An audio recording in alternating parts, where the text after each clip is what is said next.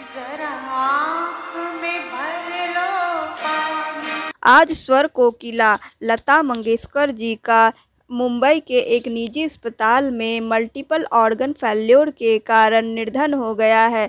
वो करीब 29 डेज से अस्पताल में भर्ती थे। हम लोग उनके मंगल होने का, स्वस्थ होने की कामना कर रहे थे, तभी अचानक आज सुबह 8:12 पर निजी अस्पताल के द्वारा यह खबर मिलती है कि हमारे बीच स्वर कोकिला, स्वर साम्राज्ञी, लोगों के दिलों पर अपनी आवाज़ से राज करने वाली श्री लता मंगेशकर जी अब हमारे बीच नहीं रहे।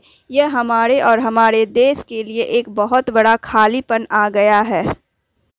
हम लोग भी उन्हें श्रद्धांजलि देते हैं और उनका यह बहुत ही फेमस सॉन्ग ए मेरे वतन के लोगों, जिसे सुनते ही हर एक देशवासियों के मन में, दिल में एक बार फिर से देशभक्ति की लहर दौड़ जाती है और उनकी आवाज़ इतनी मंत्रमुग्ध करने वाली है कि उनके इन भाव वाले गाने सुनकर आँख में आंसू ही आ जाते हैं।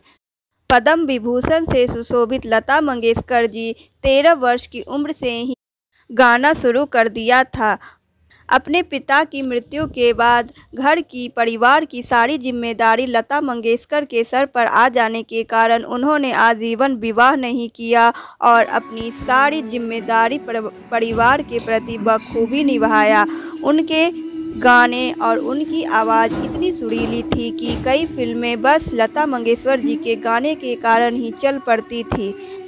92 वर्ष की उम्र में लता मंगेशकर जी का आज सुबह 8:12 पर एक निजी अस्पताल में मल्टीपल ऑर्गन फेल्योर से निधन हो गया है, जिसके कारण हमारे देश में 2 दिन तक हमारा राष्ट्रीय ध्वज झुका रहेगा उनकी सम्मान में।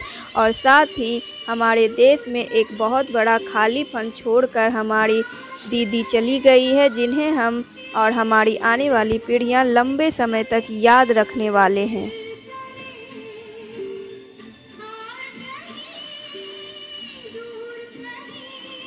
सो फ्रेंड्स, हम लोग लता मंगेशकर जी को श्रद्धांजलि देते हैं और शामिल होते हैं उनकी अंतिम यात्रा में।